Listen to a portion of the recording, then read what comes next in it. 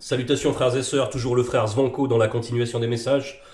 Par la manifestation de la grâce de l'Oba et sous la tutelle de notre enseignant, notre Mouledi, Zulula San, le deuxième né de la création, pour ceux qui ne le savent pas, il est ici dans le visible de la chute. Pour faire à nouveau resplendir le message dans ce temps décisif. Premièrement pour le peuple noir, et ensuite pour tous ceux qui aiment la justice. La véritable justice, pour ceux qui ne s'identifient pas au péché de ce monde, pour ceux qui veulent vraiment être sanctifiés, pour ceux qui veulent vivre en vérité la spiritualité authentique. Ce pourquoi aussi Mouledi nous a transmis ce support, Kalatambale, Bible, le livre de la vérité. Donc, l'unique Bible qui soit et qui a toujours été, bien qu'elle ait été altérée par des religieux mal intentionnés, comme il y en a foison qui professent le mensonge, qui font la profession du mensonge, qui en tirent du profit, qui égarent tous les gens, qui ne savent pas de quoi ils parlent, qui délirent en plein dans toutes leurs assemblées. Bien, nous avons le support, et si nous y puisons, nous puisons en même temps. Si nous y puisons convenablement, non pour se glorifier comme un perroquet qui répéterait des paroles. Non, pas pour ça. Mais pour être enseigné, pour s'identifier à ces paroles, eh bien, par là même, nous devenons lumière, nous devenons splendeur. Et lorsque nous nous exprimons, il y a de cette lumière qui jaillit lorsque le Verbe nous assiste pour accomplir une mission, pour pas semer ponctuellement. Tout cela aujourd'hui, nous allons en parler. Donc, par la manifestation de la grâce, nous allons aller dans Mutatedi, au chapitre 4, verset 20. Le titre, c'est Pudeur et respect d'homme. Pudeur et respect d'homme. Donc, orientation à l'ouverture de la sagesse, c'est aussi comme ça qui est sous-titré Mutatedi, qui est l'entité qui guide et qui intronise les initiés. Orientation à l'ouverture de la sagesse. Donc là, on nous met sur le chemin. Parce que oui, si on veut suivre le chemin de la sanctification, évidemment, il va falloir recueillir les enseignements de la sagesse et les intégrer, faire un avec eux. C'est pour ça qu'il faut vraiment consacrer du temps à ces passages clés que sont Mutatedi, Bialabamunia, Mulangwedi. Monmon nous a donné beaucoup de sagesse par la permission du Verbe de l'Oba à travers ces passages. Et il faut les consulter, il faut les faire siens au maximum. Aujourd'hui, donc, nous allons voir ce thème spécifique, pudeur et respect d'homme. Pudeur et respect d'homme. Donc, quand on nous parle de pudeur, on nous parle de retenue. Avoir de la pudeur, c'est savoir se comporter avec décence, avec une certaine décence. Voilà. Mais ça implique une chose plus précise encore, une notion encore plus profonde, bien spirituelle, parce que c'est un fruit de l'esprit, c'est la maîtrise de soi. La maîtrise de soi. Dans la pudeur, il y a tout ça. Il y a donc la retenue, la maîtrise de soi. Et on nous parle après de respect d'homme. Bien, l'homme, c'est un synonyme de noir, tout simplement. Oui, le noir. Le noir, c'est l'homme. Les autres races sont des humains. C'est pourquoi on va aller dans Mutatedi pour parler un petit peu de tout cela. Pour parler du fait que dans la notion de pudeur, il ne faut pas non plus qu'il y ait la honte. Avant de prendre le passage auquel je pensais, on va lire quand même le premier verset qui nous dit « Observe les circonstances et garde-toi du mal selon le verbe.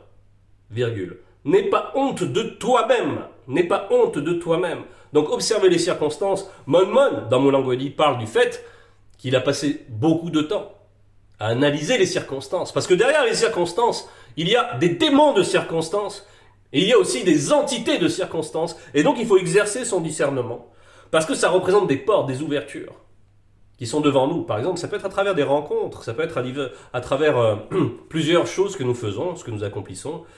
Il faut reconnaître, apprendre à reconnaître. Tiens, il faut demander donc au Verbe déjà le discernement, et apprendre ensuite à se laisser guider dans ce discernement et à reconnaître, tiens, cette personne, est-ce qu'elle constitue vraiment une bonne porte pour moi? Ce qu'elle me propose, les projets qu'elle m'expose, les propositions que cette personne me fait? Est-ce que cette personne est bien intentionnée? Est-ce que le verbe l'a mis sur mon chemin?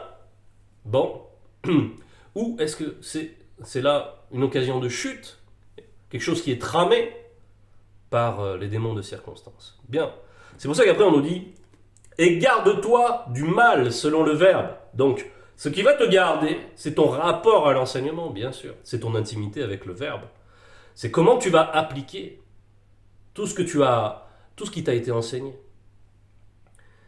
Et on nous dit « N'aie pas honte de toi-même ». Oui, n'aie pas honte de toi-même. Et pour ça, on va lire un passage. Parce qu'on nous parle de respect d'homme dans le titre. Toujours dans Mutatedi. Donc, chapitre 10, verset 16. Quelle race est digne d'honneur? Point d'interrogation. La race noire. Point. Quelle race est digne d'honneur? Point d'interrogation. Celle de ceux connus qui craignent l'aubin de la crainte du respect qui lui est dû. Oui, car en cela nous sommes rassemblés. En cette époque. Donc l'homme, c'est noir. Donc qu'est-ce que ça implique déjà? C'est de connaître son identité en tant que noir ou en tant que celui qui a reçu la grâce manifestée.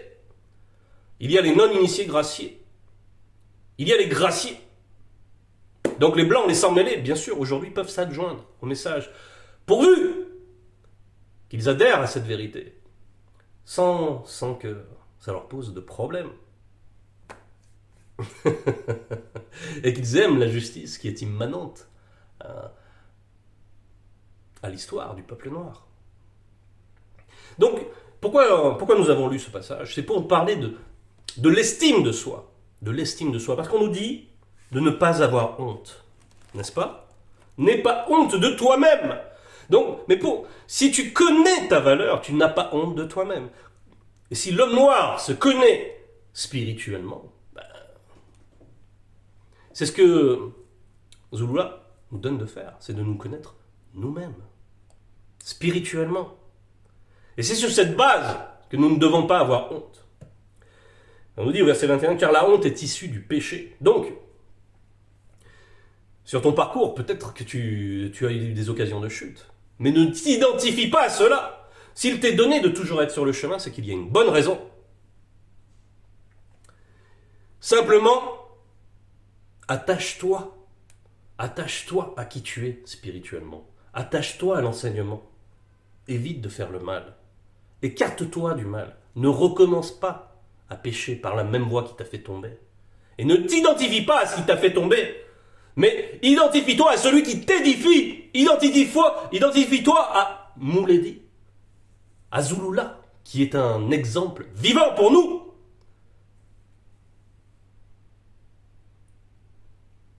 Tout ce qu'il fait, tout ce qu'il dit, est un modèle pour nous. Donc, on nous dit au verset 22, ne te fais pas mauvais visage à toi-même, n'aie pas honte au point de tomber. Parce que oui, c'est normal, si tu fais du n'importe quoi, c'est normal, sur le moment tu ressens la honte. Mais maintenant, après, on l'a déjà vu bien des fois, cette honte, il va falloir la remettre en prière.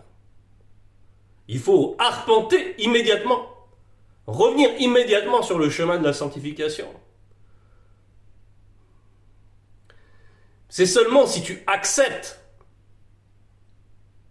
ton péché, si tu acceptes de t'identifier à lui, que là, oui, tu es attaché à la honte. Sinon, la grâce agit. Là où le péché abonde, la grâce surabonde. Donc, identifie-toi à ta nature véritable. Ô homme noir, toi qui aimes la justice, cela t'est donné. C'est gratuit. Ce n'est pas comme les JC, le don gratuit, c'est pas l'autorisation de faire n'importe quoi. Non, non, non. Ça, bon, s'il faut clarifier, on va le faire, même si je n'avais pas prévu. Mais c'est très clair aussi. Dans Mutatedi, chapitre 15, verset 20, le verbe de l'Oba ne prescrit à personne d'être un infidèle. Il n'a accordé à personne de mal faire. Donc ça, il faut que ce soit limpide. Ça n'a rien à voir avec les assemblées de fous qui pensent qu'ils peuvent continuer à pécher, que tout va tout va bien aller parce que JC va les purifier et que, voilà, pourvu qu'ils aillent au culte, ils peuvent dormir spirituellement. C'est pas un souci. Non, non, nous, ce n'est pas ça. Voilà, il fallait bien faire la distinction. Donc on retourne au passage thème. Ne te fais pas un mauvais visage à toi-même. Voilà, si jamais donc il y a eu un écart, il faut vite se rétablir, il faut vite se réaxer, il faut vite revenir à l'ouverture, l'orientation, à l'ouverture de la sagesse. Il faut vite revenir à cela, se repositionner, remettre son péché, on va le voir, et avancer à nouveau. Et ne pas s'attarder dans le péché, ne pas s'enliser dans le péché. Ne te fais pas mauvais visage à toi-même, n'aie pas honte au point de tomber. Se faire mauvais visage, donc c'est celui qui quand il va se regarder dans la glace, il va se rappeler son péché et il va se lamenter, il va s'identifier à cela. Et tant qu'on est comme ça, on est vulnérable. Les démons vont venir, les circonstances vont venir pour nous accabler encore plus. Et sur quoi, sur quelle base on va pouvoir combattre si on s'identifie comme ça au péché? On sera comme déconnecté. Et là, on est gravement en danger. Donc il faut vite passer à un autre état de conscience et laisser le Verbe la transcender. Voilà. Donc, verset 24, au discours, on reconnaîtra verset 23, ne t'interdis pas de parler quand il le faut. Oui, parce que voilà. Si jamais on est dans cet état de honte, ou si on est timide, parce que on nous a pas donné un esprit de timidité. La timidité, c'est une forme de honte. C'est une forme de honte.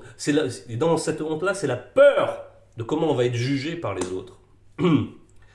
C'est ça qui provoque la timidité. C'est comment mes paroles vont être perçues, lorsque les gens vont me regarder, qu'est-ce qu'ils vont penser, etc. Non, tout ça, il faut s'en défaire. Tout ça, ce sont des chaînes. Et le monde occulte, si on peut voir qu'on est faible par là et utiliser ces leviers-là pour nous influencer, pour nous retarder, pour nous accabler, pour nous distraire de ce qui est essentiel. Donc, on n'a pas reçu un esprit de timidité. Ne t'interdis pas de parler quand il le faut. Il y a un temps pour chaque chose. On a parlé des circonstances au départ. Il y a un temps pour parler. Il y a un temps où toi, qui as conscience de qui tu es, de ton héritage, tu peux être une arme vivante, comme une flèche. À un moment, tu vas avoir une action décisive. Le Verbe passe par toi. Tu deviens une arme vivante. Et cette flèche, elle doit se ficher. Elle a un but. Il faut qu'elle atteigne son but. Donc toi, tu ne dois pas être dans un état qui va empêcher cette action. Non. Il faut que tu aies une relation suffisamment intime avec le Verbe pour avoir conscience de ta valeur. C'est le support. Si tu n'as pas conscience de ta valeur, si tu n'as pas cette fierté, c'est une fierté, c'est la dignité, savoir. On nous parle d'honneur. Au départ, j'ai donné un passage qui nous parlait de l'honneur qui revient à l'homme noir, qui revient à celui qui suit l'enseignement. Donc, sois conscient. Cet honneur, c'est un vêtement en même temps. C'est le vêtement de la sanctification. Et donc, quand tu vas parler de manière décisive en ce qui concerne ce qui est juste, ce qui est bon, ce qui est vrai, eh bien, n'aie pas honte. Au contraire, manifeste l'assurance. L'assurance. Car tu as une vie intime avec le Verbe. Car tu n'es pas n'importe qui. Car ton Père n'est pas n'importe qui. Ton tété, c'est Loba. Qui sont les gens du quotidien? Il ne s'agit pas de les mépriser, ce n'est pas cela. Mais il y a donc un temps pour chaque chose. Il y a un temps pour se taire et il y a un temps pour parler. Il faut être prompt à écouter. C'est ce qu'on nous dit aussi dans les sommets. Et lent à parler. Mais néanmoins, il ne faut pas louper ces moments-là. C'est très important. S'il faut se tenir disposé à être utile, à être utilisé par le Verbe. À être conscient qu'on peut être un avatar pour le Verbe.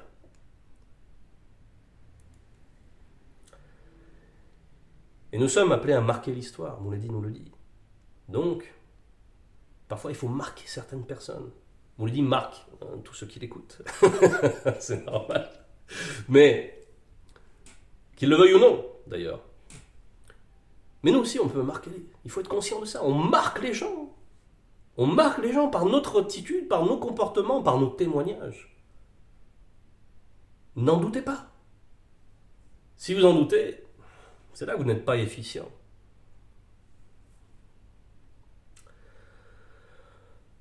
Alors, au discours, on reconnaîtra la sagesse, l'instruction aux paroles de la bouche. Au discours, on reconnaîtra la sagesse, l'instruction aux paroles de la bouche. Et nous avons reçu beaucoup de connaissances. On nous parle de l'instruction. On a été grandement instruits sur tellement de sujets. Sur tellement de sujets. On connaît la nature intime des choses dans beaucoup d'aspects du visible. On est même enseigné sur les choses de l'invisible. Les gens sont dans l'ignorance de ce qu'il y a après. Ils sont dans l'ignorance, ils croient les thèses complètement farfelues, des pseudo-scientifiques qui pullulent. Et ils croient que la Lune est éclairée par le Soleil, par exemple. Alors qu'il suffit de se poser quelques instants. Mouledi a ôté le voile de nos yeux. Maintenant, ça apparaît clairement. Les gens ont besoin, pour certains, d'être éclairés. Nous devons être utiles, nous devons être des ouvriers. Donc, soyons conscients que lorsqu'on va parler, notre discours, les idées vont tellement détonner par rapport à celles que le monde occulte inculque par la matrice, par les médias, par toute cette instruction. On va tellement... Ça va flasher, ça va flasher. Maintenant, il faut dévoiler aussi avec mesure, avec sagesse, de manière à propos, etc. Avec la douceur parfois, avec la fermeté, lorsque on est face à quelqu'un qui manifeste l'orgueil. Tout cela, le Verbe nous l'enseigne avec précision. Soyons conscients de ce qui est à nous. Et ça, c'est avec cette conscience-là aussi, c'est une force. C'est ce qui doit nous donner aussi de l'assurance, cette connaissance. Et après, on nous dit, ne parle pas contre la vérité, sois confus de ton ignorance. Ne parle pas contre la vérité, sois confus de ton ignorance. Bon, ne parle pas contre la vérité, c'est déjà de ne pas déformer les propos du Mouledi, c'est de ne pas déformer l'enseignement quand on le présente. Ça, c'est très important. Il faut prendre des précautions. Si on a un souvenir plutôt vague, il faut prendre des précautions. Dire je vérifierai par ailleurs, mais j'ai le souvenir de ça. Ou dire en substance, voilà ce que j'ai compris, etc. Enfin, il faut prendre des précautions si on n'a pas un souvenir exact. C'est important. Et c'est aussi ne pas dire du n'importe quoi. C'est aussi de faire attention de ne pas ouvrir de portes avec des vieilles conceptions, comme on peut en voir lorsque, par exemple, une personne dit que il va tenir des propos tels qu'ils sont dits là dans Mutatadi.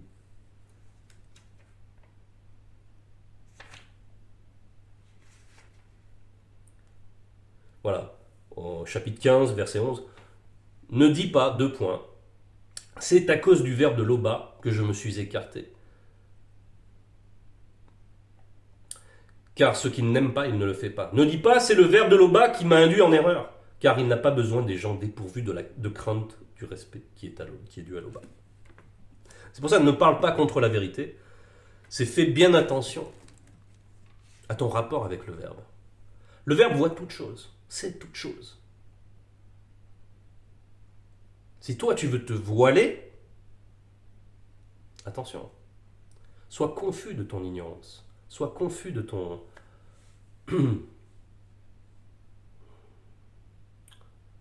de ton manque de la crainte du respect qui est dû à Loba. Derrière, c'est cela qui se joue. Donc, voilà. Il faut avoir la crainte du respect. La crainte du respect, c'est aussi une forme de pudeur, finalement. Par certains aspects. On retourne donc dans le passage thème qui nous dit, au verset 27, ne t'abaisse pas devant un insensé. Non, pardon, verset 26. N'aie pas honte d'avouer tes péchés. Ne prétends pas t'opposer au cours d'un fleuve. Donc quand tu pêches, humilie-toi. Humilie-toi. Et il y a dans Miengue un passage, donc c'est les paroles de Tondo, qui montrent très bien quelle est la bonne attitude lorsque tu es dans cette situation. Tondo ici parle dans Miengue 32 verset 3 et dit « Avant, virgule, je ne reconnaissais pas mes torts, virgule, je me plaignais toute la journée, virgule, et mes forces s'en allaient. » Si tu t'identifies à cela, ce message est pour toi.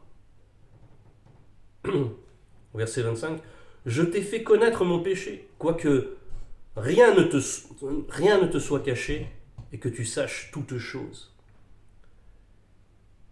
Je n'ai pas caché mon iniquité. J'ai dit, j'avouerai mes transgressions, point d'exclamation. Et tu as effacé la peine de mon péché par ton verbe. » Bien, ici c'est très important. C'est vraiment une chose, il ne faut pas se chercher des justifications, il ne faut pas se chercher... Il faut dire ce qui est être cash, en somme. Dans la prière, il faut être cash. Rien n'est caché, effectivement. C'est comme le dit là, présentement Tondo. Loba, c'est toute chose, de toute façon. Mais c'est important de mettre des mots et ne pas prendre des détours. Lorsqu'on est coupable, on est coupable. Et on vient, on dit voilà, je viens m'humilier, oh Loba, car j'ai péché. Ôte-moi de cet état de conscience. Ôte-moi de ces impuretés. Purifie-moi, je te prie, oh Loba. Il faut reconnaître et dire exactement le péché, c'est important. Voilà. Ça ne sert à rien de prendre des détours. Et une fois que c'est fait, il faut se confier au Verbe. Sincèrement, bien sûr, dans le fait de se confier, dans le fait d'avouer ses péchés, ben, il doit y avoir la sincérité et la repentance. Donc l'intention réelle de ne plus pécher. Sinon, bien sûr, ah ben, on ne joue pas avec le Verbe. Hein. On ne joue pas avec le Verbe. Ce serait faire une très grave erreur. Parce que là aussi, c'est le manque de respect vis-à-vis du Verbe. Il y a le respect d'homme et il y a le respect vis-à-vis du Verbe. Hein. Respectons-nous nous-mêmes, respectons le Verbe. Respectons le Verbe de l'Opa. Alors,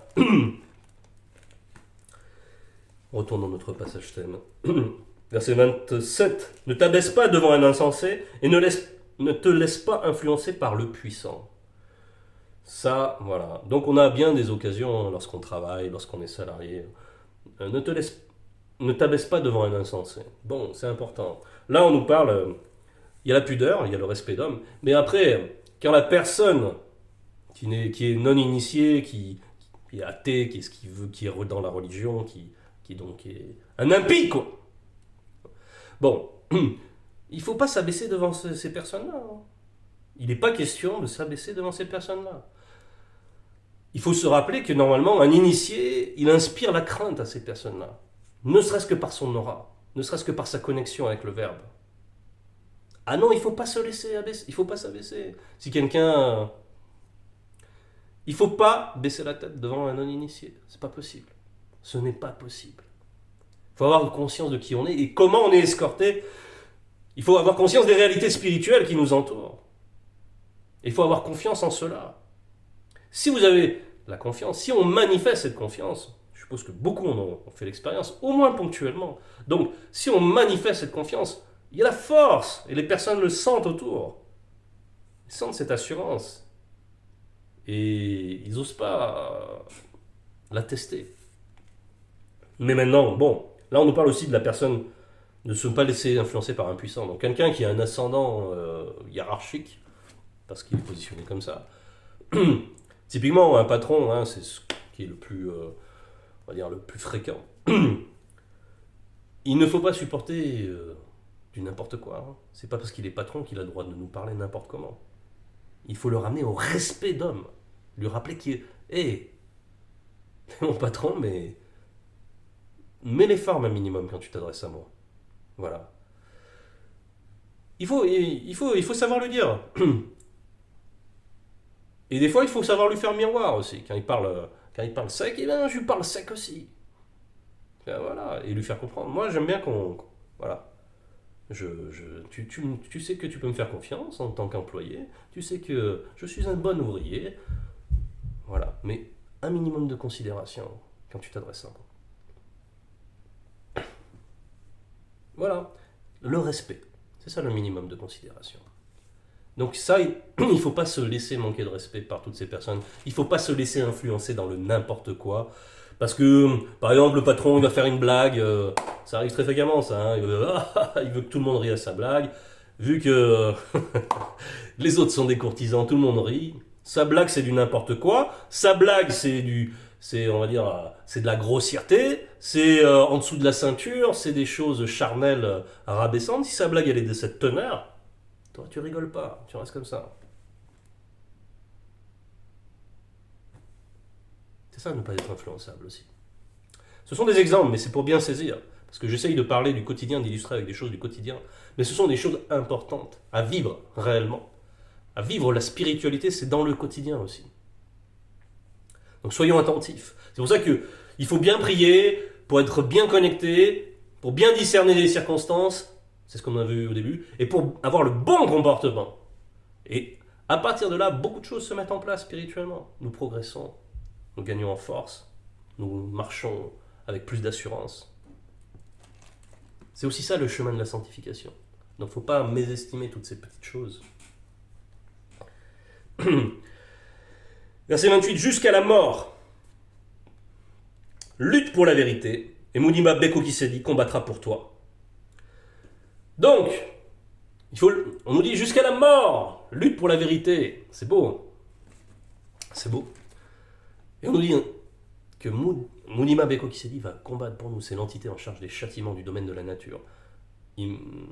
Représentez-vous ce que ça veut dire, frères et sœurs. Lutter. Donc il faut manifester le courage. Il a pudeur. La pudeur, c'est juste se contenir ce courage. Mais parfois, il faut l'exprimer. Il faut le manifester. Il faut briller. Il faut laisser la lumière transparaître. Il faut laisser le verbe agir par nous aussi. Avoir conscience qu'il nous assiste. Et là, on est efficace. Et là, on a des actions décisives. Donc, il faut que toutes les circonstances qu'on peut connaître dans nos existences ne doivent pas altérer ce lien qu'on a avec la vérité, cet amour de la vérité.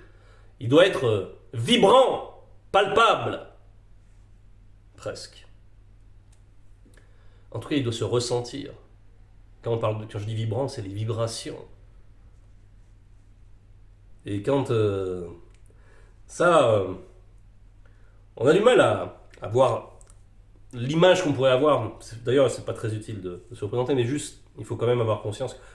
Comme on marque les gens, c'est ce que je disais aussi tout à l'heure. On marque les gens, véritablement, lorsqu'on est animé comme de telle sorte. N'en doutez pas. Il y a un témoignage qui est fait. Il y a le spirituel qui intervient. Donc ce n'est pas vain. Au contraire. C'est tout ce qui a du sel. C'est tout ce qui a du sens. Courage, frères et sœurs.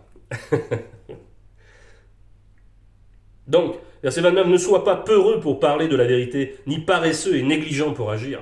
Donc, ne sois pas peureux pour parler de la vérité, c'est ce que nous avons dit. Ne sois pas paresseux et négligent. Consulte Bibel. Replonge-toi dans les enseignements, relis tes notes. Fais en sorte d'être imprégné de la connaissance, d'être imprégné spirituellement. Prie. Donc, sois actif, sois en état de veille spirituelle, sois prêt à tout moment à être utilisé, comme on le disait. Verset 30, ne sois pas comme un lion pour ta famille et un faiblard pour les non-initiés, ni devant les blancs et les sans-mêlés. Oui, parce que ça, bon, il y a un dicton qui dit fort avec les faibles, faible avec les forts. Ça c'est dicton dit, mais grosso modo, c'est pas que la famille soit faible, mais ce sont des proches. Si c'est nos proches, ma femme, mon fils, faire le cador, hein, faire l'homme, le macho, à la maison, et après quand on sort, il y a un voisin un peu costaud qui parle fort, on s'écrase, mais ça rime à quoi? Il faut pas être comme ça. Il faut être intègre. Intègre, ça veut dire qu'on ne doit pas avoir une face pour l'extérieur, une face pour chez soi. Parce que sinon, ça ressemble à quoi? À de la duplicité et à de la lâcheté. Donc, non, ce n'est pas ainsi. Il faut vivre la paix au maximum partout. Toujours partout quand c'est possible.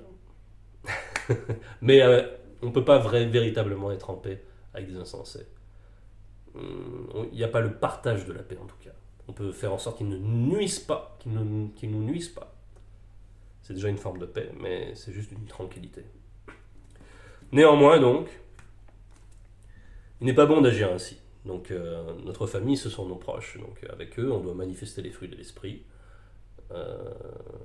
Surtout ceux de la douceur, de la paix, de la justice bien sûr, quand il le faut. C'est là qu'il faut prendre autorité, dans la famille. Il y a un temps pour tout. S'il y a un problème qui touche à la justice, qui touche à l'obéissance au verbe, nous sommes gardiens de ces choses-là, surtout en tant qu'hommes. C'est notre fonction première, même si la femme, bien sûr, peut intervenir aussi dans ce sens. Hein.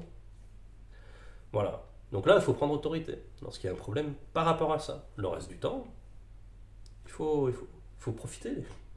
L'Aubin nous donne d'être heureux dans ce cadre-là.